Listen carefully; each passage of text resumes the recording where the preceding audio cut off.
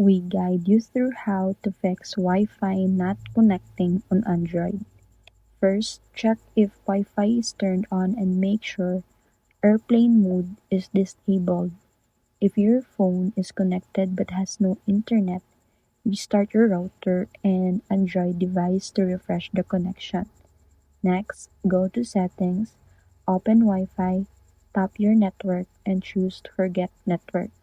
Then reconnect by entering your Wi-Fi password again. If the issue continues, restart your network settings by going to Settings, System, Reset Options, and selecting Reset Wi-Fi, Mobile, and Bluetooth.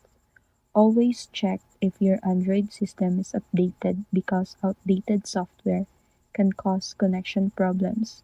You can also try moving closer to router or disconnecting other devices that may be using too much bandwidth.